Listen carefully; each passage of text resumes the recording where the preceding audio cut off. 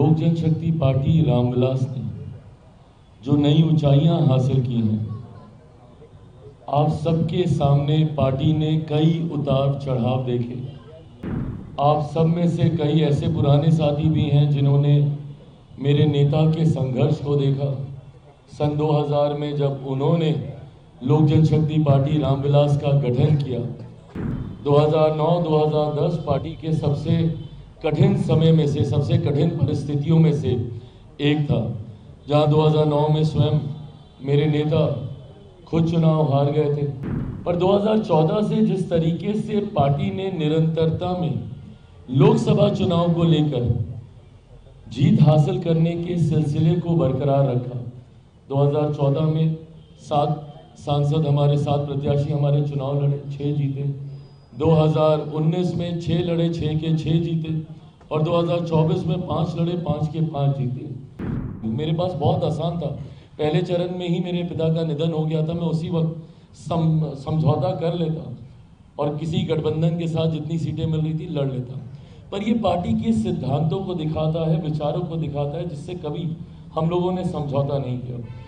आज पुनः आप सबके माध्यम से मैं बिहार की जनता को ये विश्वास दिलाना चाहता हूं कि लोक जनशक्ति पार्टी रामविलास समर्पित है पूरी तरीके से सिर्फ और सिर्फ बिहार और बिहारियों के लिए। आज पार्टी को ये जीत हासिल हुई है, बट उसके बावजूद कल पार्टी की हुई बैठक में पुनः ये संकल्प लिया गया कि इसके बाद पार्टी अब दुगनी नहीं, संभवतः चौगुनी ताकत से मेहनत करेगी। जनवरी में दही चूड़ा के तुरंत बाद, जैसे ही खरमास समाप्त होगा, उसके तुरंत बाद से लोक जनशक्ति पार्टी रामविलास पुनः बिहार भर की यात्रा में हम लोग निकलने का काम करेंगे। सभी सबसे पहले इस प्रेस वार्ता में आने के लिए आप सबका धन्यवाद। आज की प्रेस वार्ता में 3 महत्वपूर्ण जानकारी जो मैं आप सबके साथ साझा करना चाहता हूं, और उन जानकारियों को साझा करूं उससे पहले जरूरी है एक छोटा जिक्र लोक जनशक्ति पार्टी रामविलास ने जो नई ऊंचाइयां हासिल की हैं। आप सबके सामने पार्टी ने कई उतार चढ़ाव देखे। आप सब में से कई ऐसे पुराने साथी भी हैं जिन्होंने मेरे नेता के संघर्ष को देखा। सन 2000 में जब उन्होंने लोक जनशक्ति पार्टी रामविलास का गठन किया और किस तरीके से अलग अलग पड़ाव पर कई बार पार्टी ने ऊंचाइयां हासिल की, तो कई बार पार्टी को संघर्ष के दौर से गुजरना पड़ा।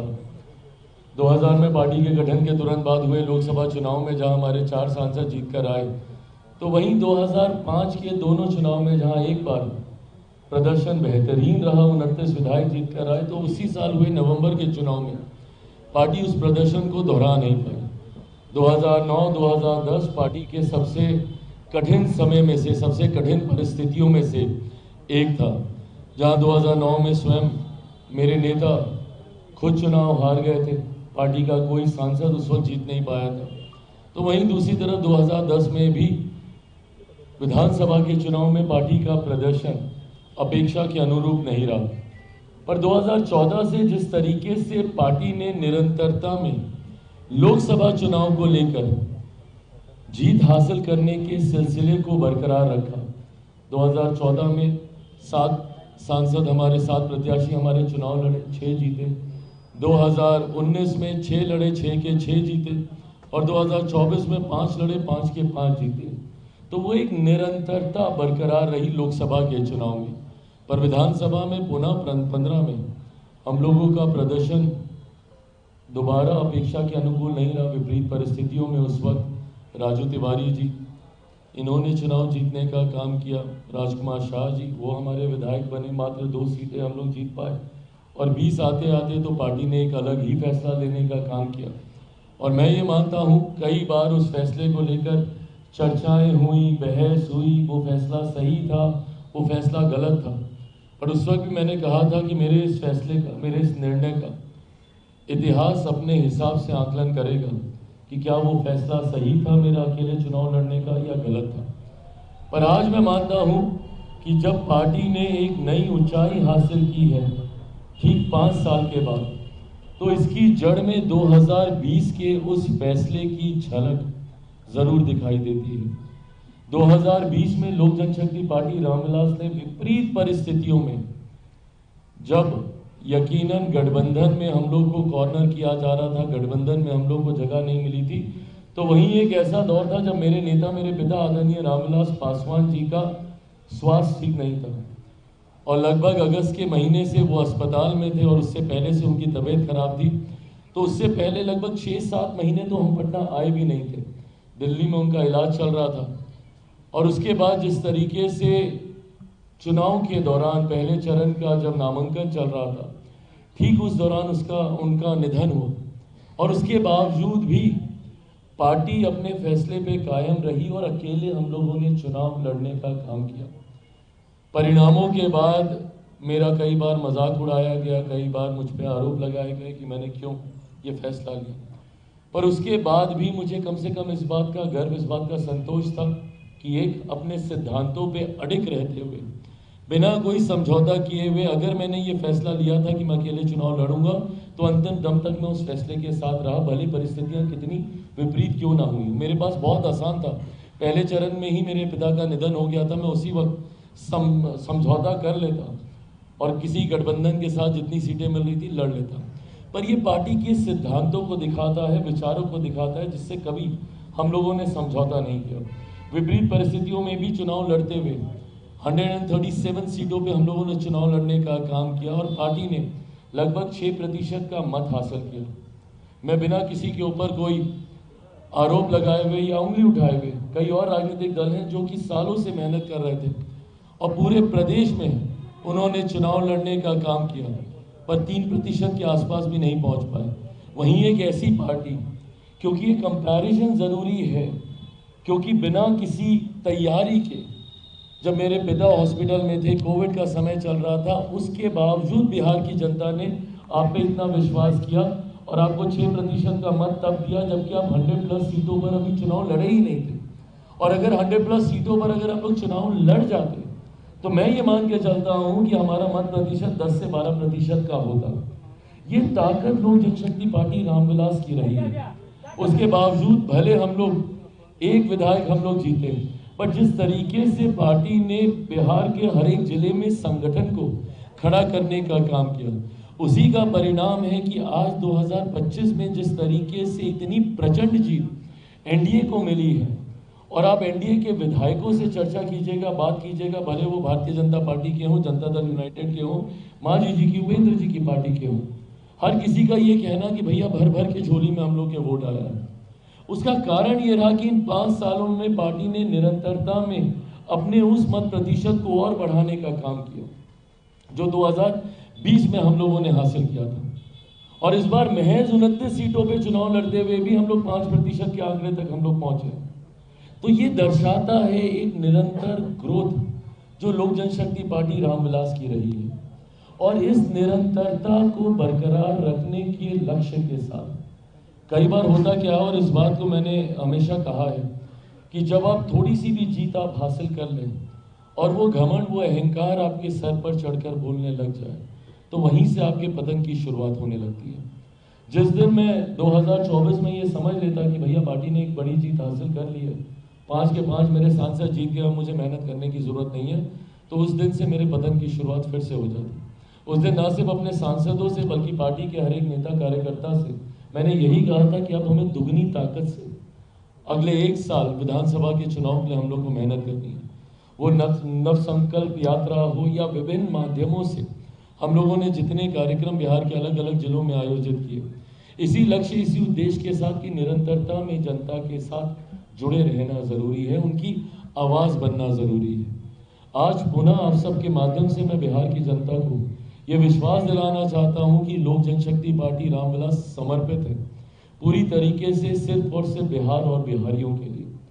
आज पार्टी को ये जीत हासिल हुई है, बट उसके बावजूद कल पार्टी की हुई बैठक में पुनः ये संकल्प लिया गया कि इसके बाद पार्टी अब दुगनी नहीं, संभवतः चौगुनी ताकत से मेहनत करेगी, जनता के बीच जाकर उनके जुड़े हुए मुद्दों को, उनकी समस्या का समाधान करने का काम करेगी और विधानसभा में और बिहार की कैबिनेट में उनकी आवाज बनने का काम करेगी।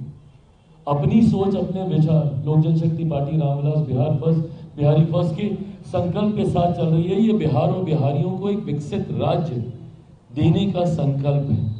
बिहार को फर्स्ट, बिहारियों को फर्स्ट बनाने की ये सोच है। विधानसभा हो या मंत्रिमंडल में हो, निरंतरता में लोक जनशक्ति पार्टी रामविलास के तमाम हमारे नवनिर्वाचित विधायक इस विषय को उठाने का काम करेंगे। मंत्रिमंडल में हमारे मंत्रीगण के साथी इन विषयों को उठाने का काम करेंगे और जनता के साथ लगातार ये संवाद बना रहे, इस बात के लिए मेरी पार्टी का हर एक कार्यकर्ता, हर एक नेता संकल्पित है। और इसी सोच को आगे रखने के लिए हम लोगों ने ये फैसला लिया है। और जो 3 जानकारी आप सबके साथ मैं साझा करना चाहता हूँ, उसमें पहली जानकारी है कि एक खूबसूरत संजोग है कि परिणाम एक ऐसे समय आए हैं जब लोक जनशक्ति पार्टी रामविलास का स्थापना दिवस की दहलीज पर हम लोग मौजूद हैं।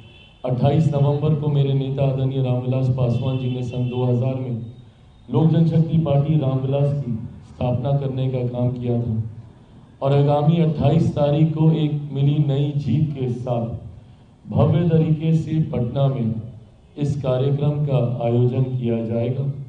28 नवंबर को पटना में कहां पर कितने बजे ये कार्यक्रम होगा, ये आने वाले दिनों में पार्टी के प्रदेश नेतृत्व द्वारा ये जानकारी साझा की जाएगी। अशरफ अंसारी जी, राजू तिवारी जी के द्वारा ये तमाम जानकारी आप सबके साथ साझा की जाएगी। आगामी 28 तारीख को भव्य तरीके से पार्टी का स्थापना दिवस, जहां पर एक बार फिर से मेरे नेता, मेरे पिता आदरणीय रामविलास पासवान जी के विचारों को आगे लेकर चलने के संकल्प को दोहराते हुए मेरी पार्टी का हर एक विधायक आगामी दिनों में हम लोग की क्या रणनीति रूपरेखा होगी, उस पर हम लोग चर्चा करने का हम लोग काम करेंगे। जैसा मैंने कहा कि जनता के साथ निरंतरता में जुड़े रहना जरूरी है। कोई भी मेरा पार्टी का नेता, कार्यकर्ता बंद कमरे में एसी चलाकर बैठे और चर्चाएं करे, ये मुझे स्वीकार नहीं। And I would want to lead by giving examples. मैं खुद उदाहरण स्थापित करने पे मैंने विश्वास किया है और मैंने पार्टी के नेता, कार्यकर्ताओं को हमेशा बस इतनी आग्रह की है कि जितनी मेहनत मैं कर रहा हूँ बस उतनी करें। ना मुझसे 1 मिनट ज़्यादा करने की ज़रूरत है, बट मुझसे 1 मिनट कम कीजिएगा तो मुझे ज़रूर एतराज़ होगा। ऐसे में आगामी नववर्ष की शुरुआत में ही, जनवरी से ही, क्योंकि दिसंबर में फिर पार्लियामेंट चलेगा और उसके बाद बड़े दिनों की छुट्टियां होती हैं, तो हर कोई स्वाभाविक है अपने घर परिवार के साथ वो समय बिताता है।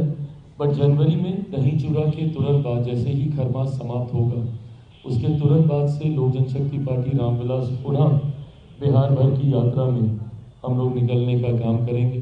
बिहार की जनता को सबसे पहले तो धन्यवाद देते हुए, जिस तरीके से प्रचंड जीत बिहार की जनता ने एनडीए के प्रत्याशियों को देने का काम किया है, तो ये यात्रा दही चूड़ा के तुरंत बाद हम लोग शुरू करेंगे। और जहां पर एक बार फिर से जनता से संवाद साध कर आने वाले 5 सालों में अब इसको एकदम माइक्रो लेवल पर लेकर जाया जाएगा कि उनके इलाकों की छोटी छोटी समस्या, बिहार फर्स्ट, बिहारी फर्स्ट में ज़रूर हम लोगों ने बड़ी चर्चाएं की, बट छोटी छोटी समस्या, पुल पुलिया की हो, नली नाले की हो, सड़क बनाने की हो, जो विधायकों के माध्यम से, प्रशासन की मदद से, तत्काल प्रभाव से जिसको हम लोग सुनिश्चित करा सकते हैं। ऑफकोर्स बड़े एजेंडा सरकार के रहे हैं, जिसका जिक्र हम लोगों ने संकल्प पत्र में किया है और उस संकल्प पत्र में लोक जनशक्ति पार्टी रामविलास के बिहार फर्स्ट, बिहारी फर्स्ट का भी जिक्र है। उसमें कई एजेंडा हम लोग के जोड़े गए, तो यकीनन वो बड़े विषय आने वाले 5 साल में तो ज़रूर धरातल पर उतरेंगे ही। 1 करोड़ रोजगार देने की हम लोगों ने बात की है, बिहार के हर एक जिले में उद्योग खोलने की हम लोगों ने बात की है, तो उन पर तो ज़रूर काम करेंगे। बट रोज़मर्रा की जो दिक्कतें ग्रामीणों को झेलनी पड़ती है, जिस व्यवस्था में वो गांव देहात में रहते हैं, उसको कैसे तत्काल प्रभाव से दूर किया जा सके, इस दिशा में इस धन्यवाद यात्रा के माध्यम से हम लोग सुझाव इकट्ठा करेंगे और जल्द से जल्द उसके ऊपर कार्य करने का हम लोग प्रयास करेंगे। अंतिम घोषणा में एक महत्वपूर्ण जानकारी, जिसमें पार्टी के प्रमुख सदस्य कुछ समय से हम लोग कार्य कर रहे थे और लगभग उसको एक अंतिम स्वरूप दिया जा चुका है। ऐसे में आज मैं फ्लैग ऑफ करना चाहूँगा इस विषय को, क्योंकि मेरे लिए वो काफ़ी ज़्यादा महत्वपूर्ण था। मेरे नेता, मेरे पिता आदरणीय रामविलास पासवान जी ने लोक जनशक्ति पार्टी रामविलास के गठन से पहले उन्होंने दलित सेना का गठन किया था और दलित सेना को हमेशा लोक जनशक्ति पार्टी रामविलास की रीढ़ माना जाता था, ब्रेन बिहाइंड द पार्टी माना जाता था। हमेशा दलित सेना ने लोक जनशक्ति पार्टी रामविलास के की रूपरेखा तैयार करने में, रणनीति तैयार करने में एक अहम भूमिका निभाने का काम किया। 83 में दलित सेना का निर्माण किया गया था। आज भी मेरे पास वो तस्वीरें हैं जब मैं साल भर का हूँ और अपने पिता की गोद में हूँ जब उन्होंने इसकी स्थापना की थी। दुख मुझे इस बात का ज़रूर था कि पार्टी के साथ साथ दलित सेना भी उन महत्वाकांक्षी लोगों के द्वारा छीन ली गई थी जिन्होंने सिर्फ मेरे नेता के विचारों के ऊपर अपनी महत्वाकांक्षाओं को खड़ा करने की सोच के साथ पार्टी और दलित सेना को हड़पने का काम किया था। आज मुझे खुशी है कि जहां लोक जनशक्ति पार्टी रामविलास ने एक स्वतंत्र पहचान और पुनः मेरे नेता जिन ऊंचाइयों तक पार्टी को देखना चाहते थे उसकी सीढ़ी चढ़ने की शुरुआत कर दी है, तो ऐसे में दलित सेना हम लोगों से दूर रहे, ये अब स्वीकार्य नहीं है। ऐसे में लोक जनशक्ति पार्टी रामविलास के हमारे बिहार प्रदेश के प्रभारी जमुई से हमारे सांसद अरुण भारती जी और इनके साथ तैयार की गई टीम के ऊपर ये जिम्मेदारी दी गई है कि पुनः दलित सेना का गठन किया जाएगा, पुरानी विचारधारा पर नए स्वरूप के साथ मेरे नेता के सिद्धांतों को आगे लेकर जाने की सोच के साथ एक नई टीम जिसमें यकीनन मेरे नेता के हर वो पुराने साथी सहयोगी उसमें एक मजबूत भूमिका निभाएंगे जो संभवतः स्थापना काल से दलित सेना के साथ रहे हैं। लोक जनशक्ति पार्टी रामविलास के साथ अब दलित सेना रामविलास भी उतनी ही मजबूती से नॉन पॉलिटिकल ऑर्गेनाइजेशन होने की वजह से अनुसूचित जाति जनजाति से जुड़े हुए तमाम विषयों को मजबूती से हर मंच पर उठाने का काम करेगी। आज भी अफसोस होता है, मैं एक ऐसे समाज की कल्पना करता हूं जहां जात पात धर्म मजहब से उठकर लोग एकजुट होकर समावेश की सोच के साथ आगे बढ़ने का काम करें। पर ऐसे में आज भी इस बात को देखकर अफसोस होता है जब जाति के आधार पर आपके साथ भेदभाव किया जाता है। आज भी 21वीं सदी में ऐसे उदाहरण देखने को मिलते हैं जहां एक दलित होने की वजह से आपको घोड़ी पे चढ़ने से रोका जाता है, एक दलित पुलिस अधिकारी को बारात निकालने के लिए सिक्योरिटी की व्यवस्था करनी पड़ती है, एक दलित बड़े पद पर बैठे हुए नेता को मंदिर में जाने के बाद मंदिर को गंगा जल से धुलवाया जाता है। आज भी ऐसे उदाहरण देखने को मिलते हैं। दलित सेना ने हमेशा से इस बात को लेकर संघर्ष करने का काम किया है ताकि जाति के आधार पर किसी के साथ किसी तरीके का भेदभाव नहीं हो और एक इक्वालिटी की भावना के साथ, समावेश की सोच के साथ सब आगे बढ़ने का काम करें।